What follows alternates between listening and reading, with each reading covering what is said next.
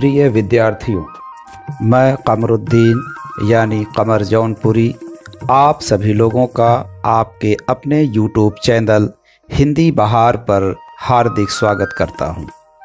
आज हम लोग कक्षा 11वीं की पाठ्य पुस्तक आरोह भाग 1 में संकलित मीराबाई के पद पाठ का अध्ययन करेंगे।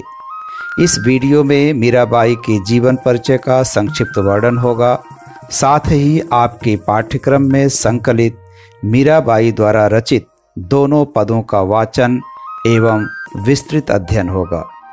पदों का वाचन शब्दार्थ, भावार्थ एवं काव्य सौंदर्य के साथ साथ पाठ के अंत में दिए गए प्रश्नों पर भी चर्चा की जाएगी। एक बार पुनः आप लोगों का स्वागत करते हुए मैं आज का यह पाठ प्रारंभ करता हूं। तो आइए सर्वप्रथम हम मीराबाई का जीवन परिचय प्राप्त करते हैं।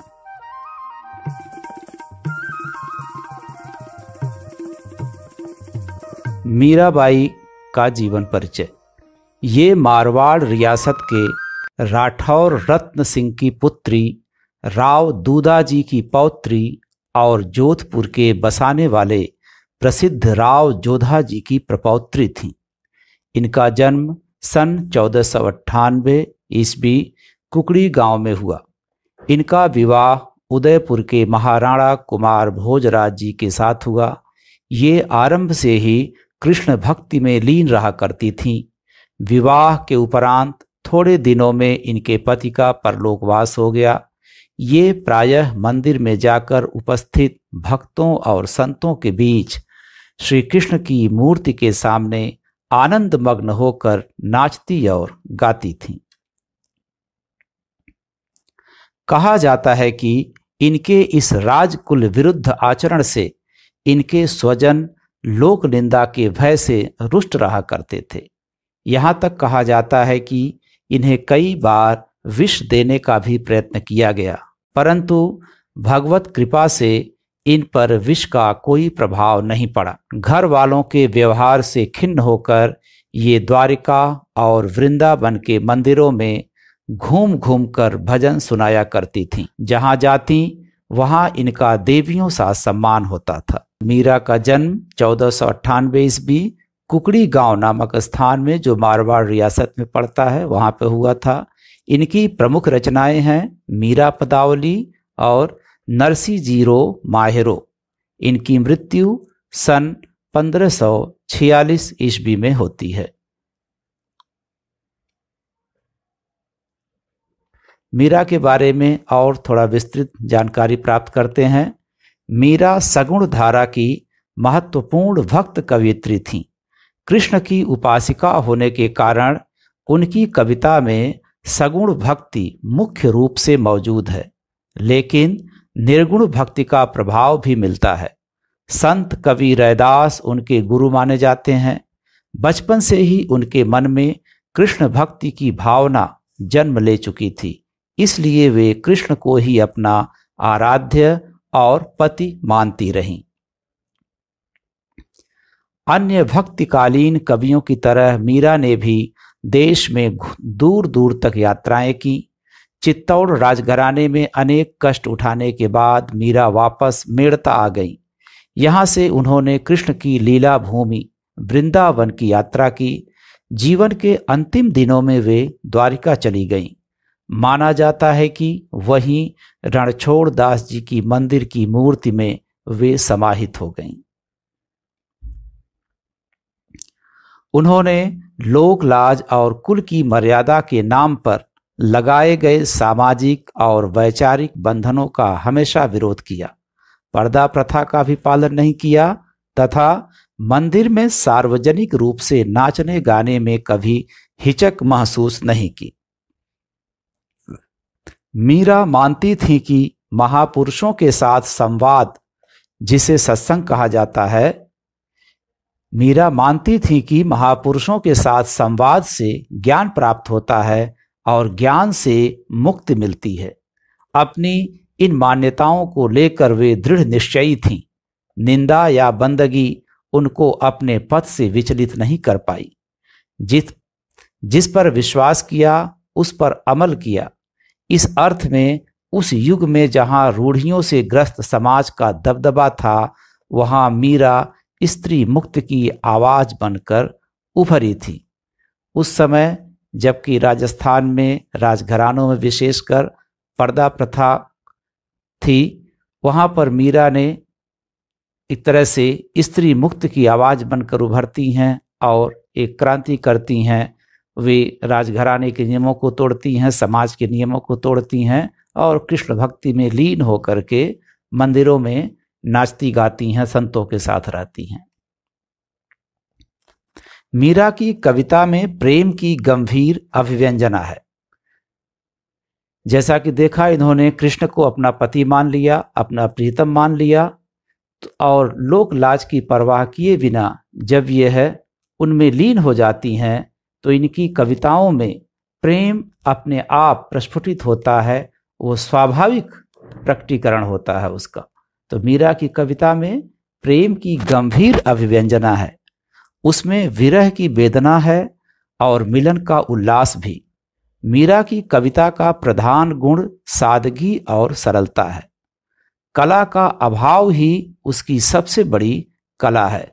यह बहुत महत्वपूर्ण पंक्ति यहाँ पर दी हुई है कि कला का अभाव ही उसकी सबसे बड़ी कला है। यानी यदि सरलता और सादगी व्यक्ति के जीवन में आ जाए तो वह व्यक्ति अपने आप महान हो जाता है। उसी तरह कला में भी यदि सादगी और सरलता आ जाए, निश्चलता आ जाए, स्वाभाविकता आ जाए तो वह कला अपने आप श्रेष्ठ हो जाती है। उन्होंने मुक्तक गेय पदों की रचना की। उनकी जो कविता की शैली थी वह मुक्तक गेय पदों, ये पद थे, गेय अर्थात गाने योग्य थे, मुक्तक थे। मुक्तक का मतलब होता है लंबी कविताएं नहीं होना, 4 लाइन 10 लाइन में एक भाव पूरा पूर्ण हो जाना। अपने आप में कविता जब कुछ पंक्तियों में पूर्ण हो जाती है तो उसे मुक्तक कविता कहा जाता है। लोक संगीत और शास्त्रीय संगीत दोनों क्षेत्रों में उनके पद आज भी लोकप्रिय हैं। उनकी भाषा मूलतः राजस्थानी है तथा कहीं कहीं ब्रज भाषा का प्रभाव है। कृष्ण के प्रेम की दीवानी मीरा पर सूफियों के प्रभाव को भी देखा जाता है। जैसा कि आपने देखा कि रैदास इनके गुरु माने जाते हैं। रैदास निर्गुण मार्गी कवि थे, निर्गुण संत थे। तो इस तरह से मीरा का सभी संतों से मिलना जुलना, उठना बैठना होता था, तो सबका प्रभाव इन पर दिखाई पड़ता है। सूफियों का प्रभाव भी दिखाई पड़ता है। मीरा की कविता के मूल में दर्द है। उनकी कविता के मूल में जो मूल संवेदना है वह दर्द है, व्यथा है। अपने प्रिय से बिछड़ने का जो गम है, जो दर्द है, वो दिखाई पड़ता है। वे बार बार कहती हैं कि कोई मेरे दर्द को पहचानता नहीं, न शत्रु न मित्र, हेरी मैं तो प्रेम दीवानी, मेरो दर्द न जाने कोई।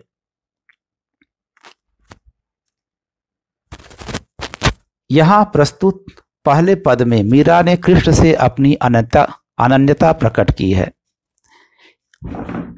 यहां प्रस्तुत पहले पद में मीरा ने कृष्ण से अपनी अनन्यता व्यक्त की है तथा व्यर्थ के कारणों में व्यस्त लोगों के प्रति दुख प्रकट किया है। दूसरे पद में प्रेम रस में डूबी हुई मीरा सभी रीत रिवाजों और बंधनों से मुक्त होने और गिरधर के स्नेह के कारण अमर होने की बात कर रही हैं। दोनों पद नरोत्तम दास स्वामी द्वारा संकलित, ये नरोत्तम दास स्वामी ने एक संकलन किया मीरा मुक्तावली का। इस मीरा मुक्तावली संकलन से ये दोनों पद लिए गए हैं जो आपकी पाठ्य पुस्तक में हैं। तो आइए हम अब इन पदों को बारी बारी से देखते हैं। सबसे पहले पहला पद, मेरे तो गिरधर गोपाल दूसरो न कोई, जाके सिर मोर मुकुट मेरो पति सोई, छाड़ दई कुल की कहानी कहा करी है कोई, संतन ढिग बैठ बैठ लोक लाज खोई, आंसुअन जल सींच सींच प्रेम बेल बोई, अब त बैल फैल गई आनंद फल होई, दूध की मथनिया बड़े प्रेम से बिलोई, दधि मथि घृत काढ़ लियो डारी दई छोई, भगत देख राजी हुई जगत देख रोई, दासी मीरा लाल गिरधर तारो अब मोही। ये इनका बहुत ही सुंदर एक पद जो गाया जाता है। यूट्यूब पे आप इसको सर्च करेंगे तो इसको गाने वाले कई गायकों ने इसे गाया भी है। तो आइए सबसे पहले हम इसका एक बार और वाचन करते हैं, उसके बाद इसका शब्दार्थ, भावार्थ और काव्य सौंदर्य देखेंगे, उसके बाद प्रश्नों पर चर्चा करेंगे। मेरे तो गिरधर गोपाल दूसरो न कोई, जाके सिर मोर मुकुट मेरो पति सोई। छाड़ दई कुल की कहानी कहा करी है कोई, संतन ढिग बैठ बैठ लोक लाज खोई। आंसुअन जल सींच सींच प्रेम बेली बोई, अब त बेली फैल गई आनंद फल होई। दूध की मथनिया बड़े प्रेम से बिलोई, दधि मथ घृत काढ़ लियो डारी दई छोई। भगत देख राजी हुई जगत देख रोई, दासी मीरा लाल गिरधर तारो अब मोही। तो इसके शब्दार्थ में देखते हैं। मेरे तो गिरधर गोपाल, गिरधर, गिरधर मतलब गिर को धारण करने वाला, गिर मतलब पर्वत, धर मतलब धरना, धारण करना, जो गिर को धारण करता है। गिर को धारण कौन किया था? यह चित्र दिख रहा आपको।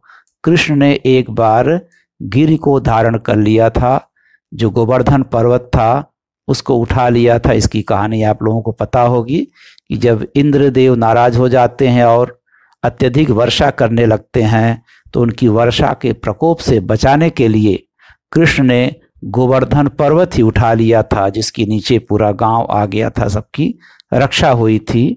तो आज भी ये गोवर्धन पर्वत है, लोग इसकी परिक्रमा करते हैं, इसकी पूजा भी करती हैं, इसका त्योहार भी मनाते हैं, इसका उत्सव भी मनाया जाता है।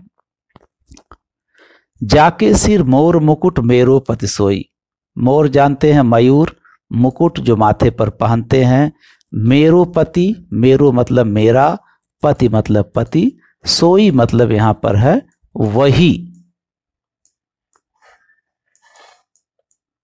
यहां सोई मतलब सोने से नहीं है, सोई मतलब वही। छाड़ दई मतलब छोड़ दिया। कुल की कहानी, कुल मतलब वंश, खानदान। कहानी, कहानी मतलब जो मर्यादा थी कुल की कान छोड़ दी। आइए एक बार शब्दार्थ इसका लिखित है, देख लेते हैं इसको।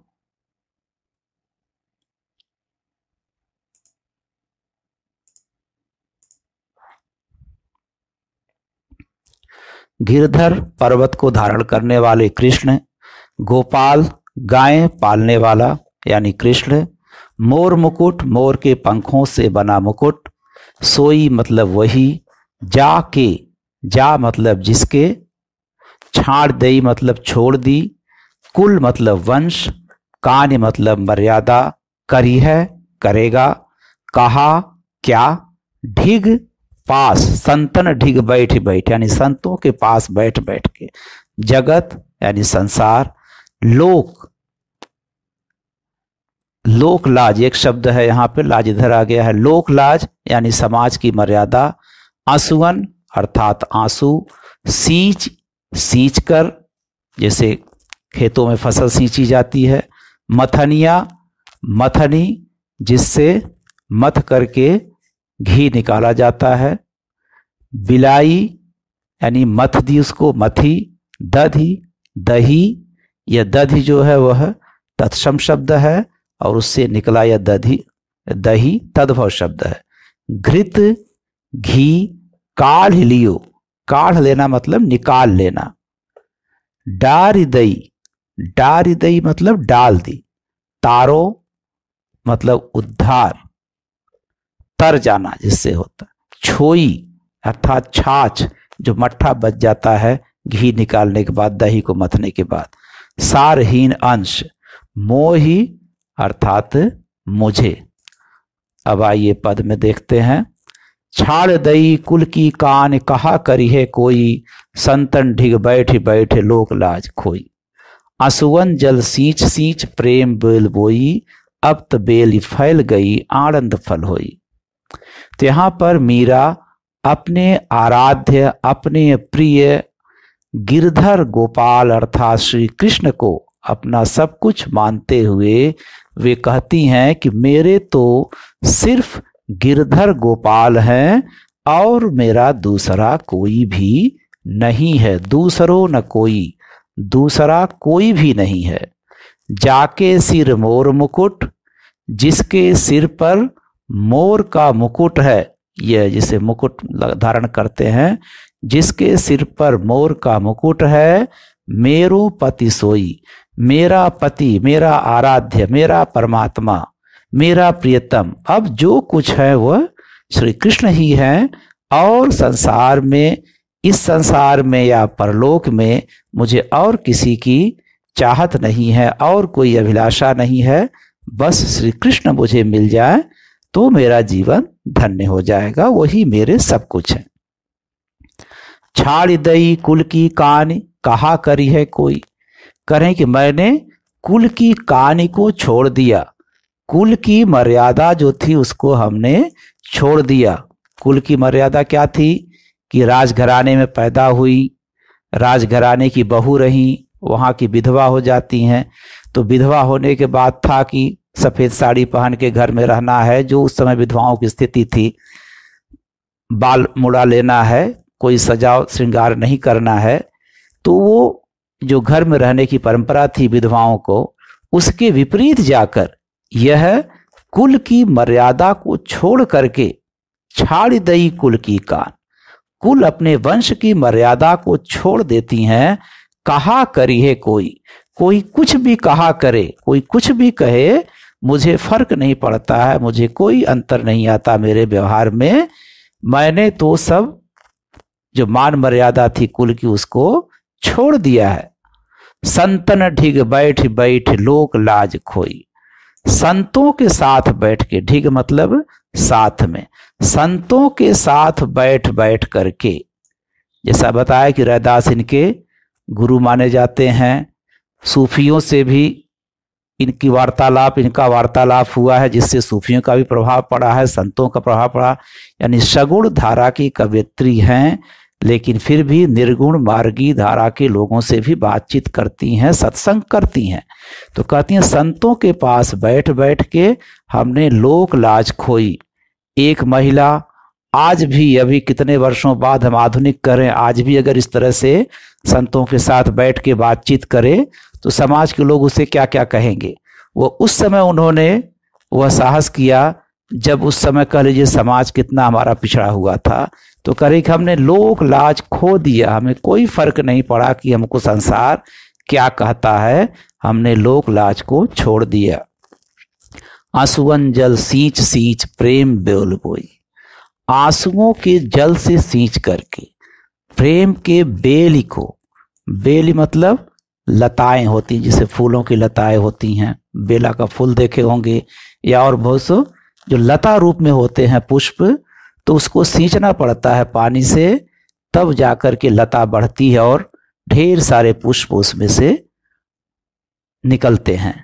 तो आंसुअन जल सींच सींच, करें कि हमने प्रेम की बेली को बोया है, जो प्रेम की बेली है उसको हमने बोया है और उसको अपने आंसुओं से सींचा है। वो आंसू कैसे हैं? वो प्रिय के विरह में निकले हुए सच्चे हृदय से जो वो रोती हैं अपने प्रिय के लिए, उसमें जो आंसू निकलते हैं वह उनके उस प्रेम के बेल को और अत्यधिक बढ़ाते हैं, उसे पल्लवित करते हैं, पुष्पित करते हैं।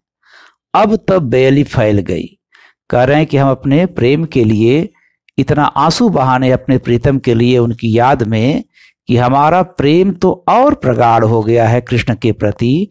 अब तो बेल फैल गई, और अब यह जो बेल है यह फैल गई, चारों तरफ फैल गई है, कहीं भी कुछ बाकी नहीं रहा, सबको अपने अंतस में समा लिया, घेर लिया है। इसी अर्थात यह प्रेम मुझे पूरी तरह से घेर लिया है, मेरे हृदय में श्री कृष्ण के प्रेम का ही सर्वत्र निवास हो गया है। और अब वहां पर सुंदर सुंदर जिस पर बेल में पुष्प निकलते हैं, उसी प्रकार यहाँ पर प्रेम के बेल में आनंद फल हुई, आनंद का फल हो रहा है। इसका जो फल निकल रहा है, जो पुष्प निकल रहा है, उससे अपार आनंद हो रहा है। कहने का तात्पर्य कि प्रेम, जो कृष्ण के प्रति प्रेम है, वो पूरी तरह से प्रगाढ़ हो गया है, पुष्पित हो गया है, पल्लवित हो गया है। अब वहां सिर्फ आनंद ही आनंद है, दुख का कहीं कोई नामो निशान नहीं है। दूध की, अब बड़े एक उदाहरण से समझाती हैं इस बात को अपने, कि दूध की मथनियां बड़े प्रेम से बिलोई। ये देखिए, यहाँ पर दूध को पहले जमाया जाता है, घी बनाने के लिए दही जमाई जाती है। दही को इस तरह से जब मथते हैं तो ऊपर जो निकलता है वह माखन होता है। उस माखन को फिर जब हम, जिसे बटर भी आप कहते हैं, उस माखन को जब हम गर्म करते हैं आग पर, तो उसमें से जो सारहीन तत्व होता है वो जल जाता है, फिर प्योर शुद्ध घी हमको निकलता है। तो उसी जो प्रक्रिया है उसको बता रही हैं कि दूध की मथनियां बड़े प्रेम से बिलोई। जैसे दूध की ये मथनी है, इस मथनी से हम दूध को मथ कर के क्या किए, घी निकाल लिए, बड़े प्रेम से बिलोई। इस तरह यह दूध की मथनी से बड़े प्रेम से हमने बिलोया, उसको बड़े प्रेम से मथा। दधि मथि घृत काढ़ लियो डारी दही छोई। दही से मथ करके हमने घृत को काढ़ लिया, अर्थात निकाल लिया। डार दही छोई, और जो छाछ था, जो बेकार का तत्व था, उसको हमने छोड़ दिया। उसी तरह जो हमारे पास भाव थे, विचार थे, जो संसार की विचारधारा थी, ये संसार था, इसको हमने मथा, जाना, ज्ञान चर्चा की।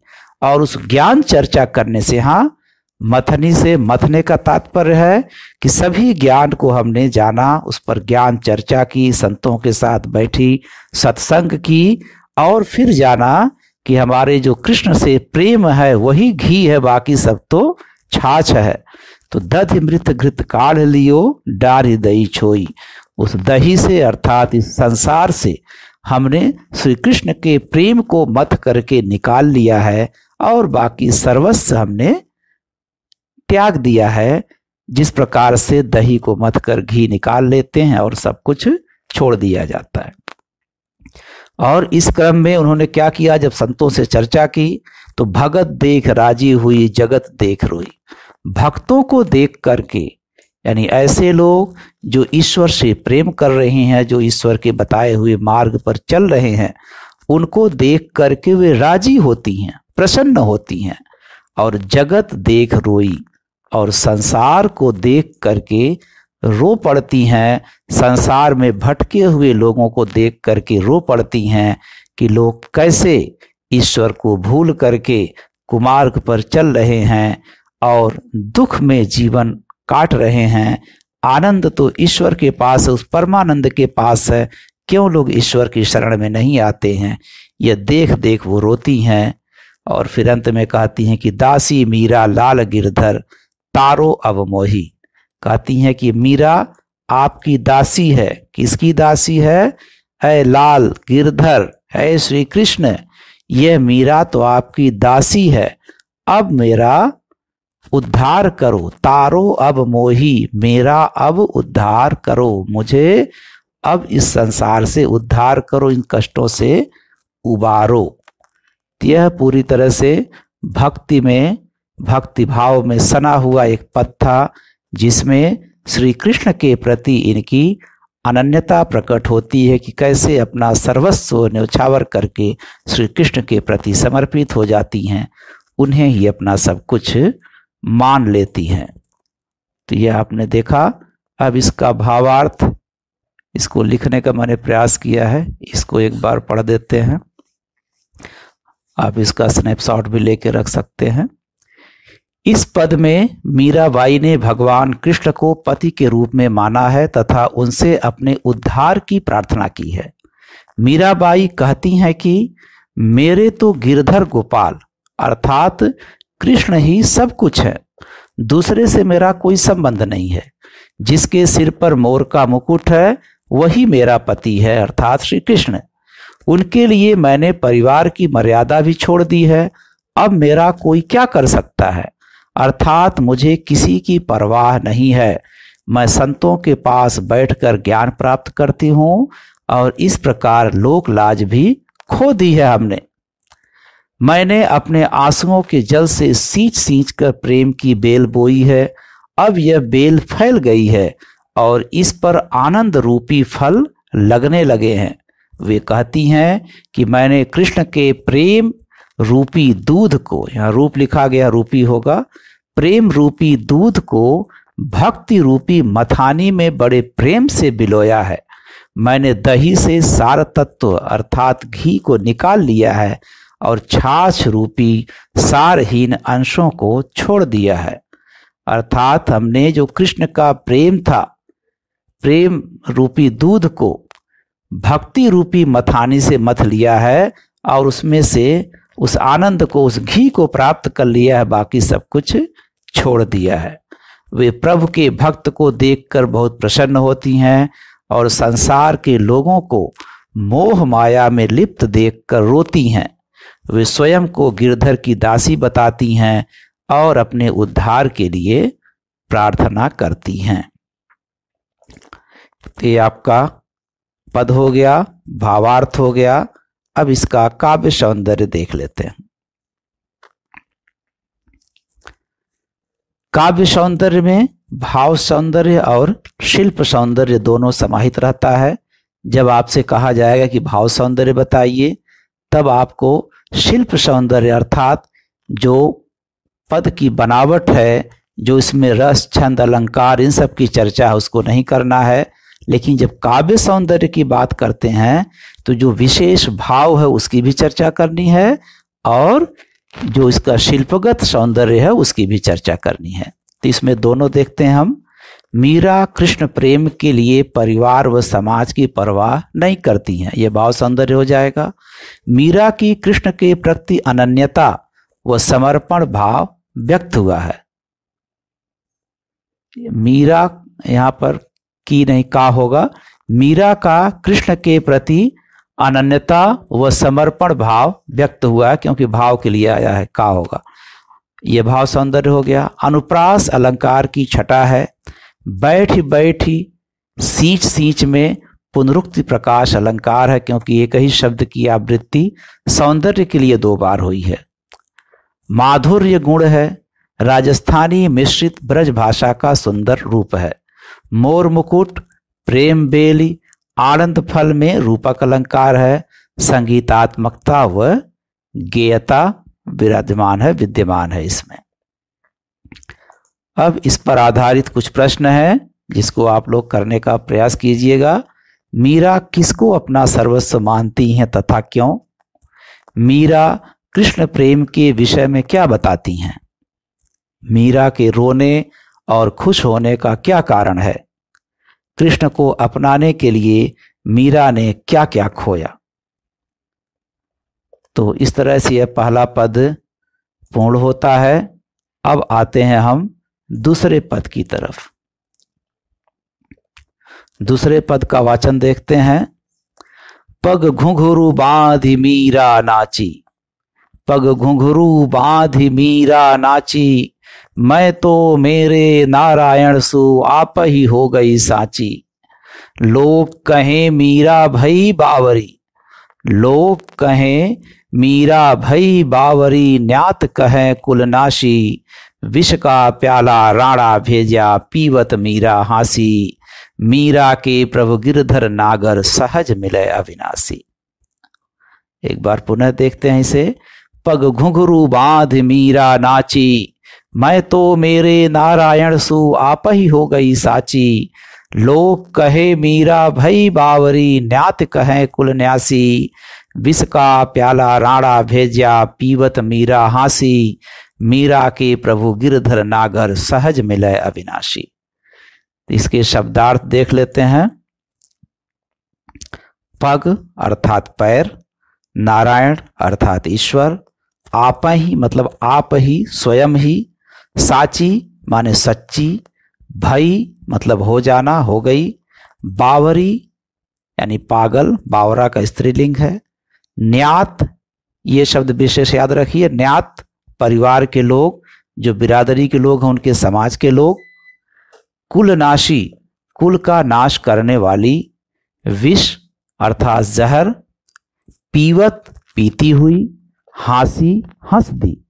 गिरधर, पर्वत उठाने वाले अर्थात श्री कृष्ण। नागर यानी चतुर। अविनाशी मतलब जिसका विनाश न हो, अमर हो, उसको अविनाशी कहेंगे। तो आइए इसके भावार्थ देखते हैं। पग घुंघरू बांध मीरा नाची। मीरा कह रही है अपने कृष्ण के प्रति मैं इतनी दीवानी है, यहाँ दीवानगी दिखाई गई है कि जो अपने प्रिय के प्रति दीवानगी उनकी हो गई है, बावरापन हो गया है, किसी को कोई फर्क नहीं पड़ता कौन क्या कह रहा है नहीं कह रहा है, वो अपनी धुन में मस्त है, उन्हें तो सिर्फ कृष्ण ही कृष्ण दिखाई पड़ रहे हैं। पग घुघरू बांध मीरा नाची। मीरा तो पग में घुघरू बांध कर नाचने लगी है अपने प्रिय को रिझाने के लिए, अपने प्रिय के प्रेम में। मैं तो मेरे नारायण सु आपई हो गई साची। मैं अपने प्रियतम के, अपने नारायण के, अपने स्वामी के सम्मान में, उनके प्रेम में जो पड़ी, उनके लिए अपना सर्वस्व समर्पण किया, तो आप ही हो गई साची। मैं तो आप ही आप अर्थात स्वयं अपने आप खुद ही सच्ची बन गई, पवित्र बन गई। मेरे मन में कोई मलिनता न रही, कोई दुर्भाव न रहा मेरे मन में। लोग कहें मीरा भई बावरी। लोग तो कहते हैं कि मीरा बावरी हो गई है, पगला गई है, पागल हो गई है। न्यात कहे कुलनाशी। और जो बिरादरी के लोग हैं, खानदान के लोग हैं, वंश परंपरा के लोग हैं, वे कहते हैं कि कुल का नाश करने वाली है, हमारे कुल की मर्यादा को नष्ट करने वाली है। और जैसा कि आपने जीवन परिचय में देखा कि राणा ने विष का प्याला भी भेजा, क्योंकि काफी बदनामी हो रही थी कि उनकी बहू जाकर इस तरह से संतों के बीच में नाच गा रही है, तो कई बार उन्हें मारने का प्रयास हुआ, विष का प्याला भी भेजा गया। उसको वो यहाँ अपने पद में कहती हैं कि विष का प्याला राणा भेजा, पीवत मीरा हंसी। राणा जी ने विष का प्याला भेजा और मीरा हंसते हुए पी गई, उसे कोई फर्क नहीं पड़ा। मीरा के प्रभु गिरधर नागर सहज मिला अविनाशी।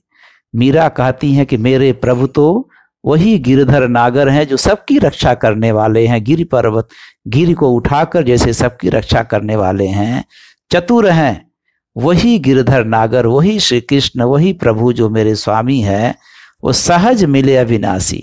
मुझे वह अविनाशी जिनका विनाश कभी नहीं होता, जो शाश्वत रहने वाले हैं, वह ईश्वर मुझे तो सहज में ही मिल गया। सिर्फ मुझे उनके प्रेम में लीन होना पड़ा, मुझे इसके लिए कोई बहुत कष्ट उठाने की आवश्यकता नहीं पड़ी। तो यहाँ एक संदेश दे रही कि ईश्वर को पाने के लिए सहजता की आवश्यकता है। जब आपके अंतस में सहजता आ जाएगी, जब आप सहज हो जाएंगे, तो फिर आपको कोई फर्क नहीं पड़ेगा कि आप क्या करते हैं। जैसे एक छोटा बच्चा होता है, वो सहज भाव में होता है, उसको जहां मर्जी होती है खेलने लगता है, जिससे बात कर लेता है, उसे कोई फर्क नहीं पड़ता कि कौन क्या कह रहा है नहीं कह रहा है। तो सहजता जब आ जाएगी तो ईश्वर मिल जाएंगे। कबीर भी इसी को कहते हैं, जाके हृदय साँच है ताके हृदय आप। झूठ बराबर साँच बराबर तप नहीं, झूठ बराबर पाप, जाके हृदय साँच है ताके हृदय आप। तो उसी सच्चाई की बात यहाँ मीरा भी कर रही हैं। आइए इसका भावार्थ लिखित रूप से देख लेते हैं। इस पद में उन्होंने कृष्ण प्रेम की अनन्यता व सांसारिक तानों का वर्णन किया है। ताना मारना जो होता है, मीराबाई कहती हैं कि वह पैरों में घुंघरू बांधकर कृष्ण के समक्ष नाचने लगी हैं। इस कार्य से यह बात सच हो गई कि मैं अपने कृष्ण की ही हूं। उसके इस आचरण के कारण लोग उसे पागल कहते हैं। परिवार और बिरादरी वाले कहते हैं कि वह कुल का नाश करने वाली है। मीरा विवाहिता है, उसका यह कार्य कुल की मान मर्यादा के विरुद्ध है। कृष्ण के प्रति उसके प्रेम के कारण राणा ने उसे मारने के लिए विष का प्याला भेजा। उस प्याले को मीरा ने हंसते हुए पी लिया। मीरा कहती हैं, उसका प्रभु गिरधर बहुत चतुर है, मुझे सहज ही उसके दर्शन सुलभ हो गए हैं। आइए काव्य सौंदर्य देख लेते हैं। कृष्ण के प्रति मीरा का अटूट प्रेम व्यक्त हुआ है। मीरा पर हुए अत्याचारों का आभास होता है इसमें। अनुप्रास अलंकार की छटा है। संगीतात्मकता है पद में। राजस्थानी मिश्रित ब्रजभाषा का प्रयोग किया गया है। भक्ति रस की अभिव्यक्ति हुई है। बावरी शब्द से एक बिंब उभरता है, एक पागलपन का, एक दीवानगी का। यहाँ एक विष का प्याला पीते हुए चित्रकार ने चित्र अंकित किया है। इसके कुछ प्रश्न देखते हैं। मीरा कृष्ण भक्ति में क्या क्या करने लगी? लोग मीरा को बावरी क्यों कहते हैं? राणा ने मीरा के लिए क्या भेजा तथा क्यों? सहज मिले अविनाशी, इसका आशय स्पष्ट कीजिए।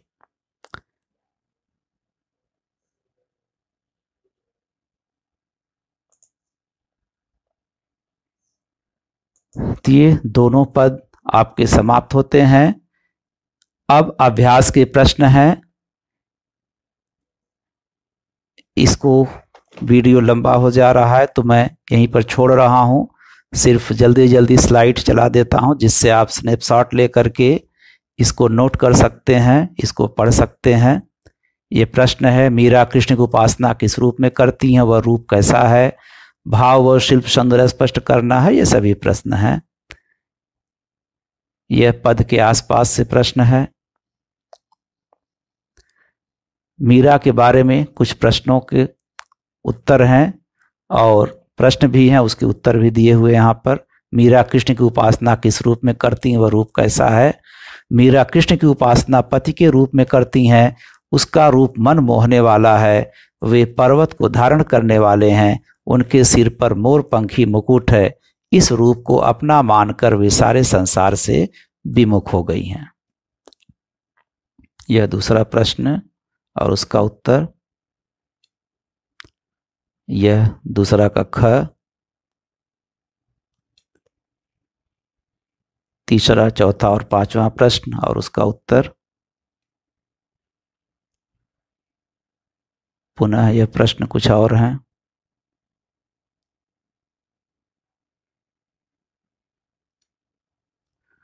और यहीं पर यह वीडियो समाप्त होता है। अगर आप लोगों को पसंद आया हो तो आप मेरे इस चैनल हिंदी बहार को सब्सक्राइब कीजिए और नोटिफिकेशन के लिए इस बेल को दबा दीजिए, ताकि जब भी अगला वीडियो मेरा हो आप लोगों को मिल सके। तो पूरा वीडियो देखने के लिए, अंत तक मेरे साथ बने रहने के लिए आप सभी लोगों का बहुत बहुत धन्यवाद।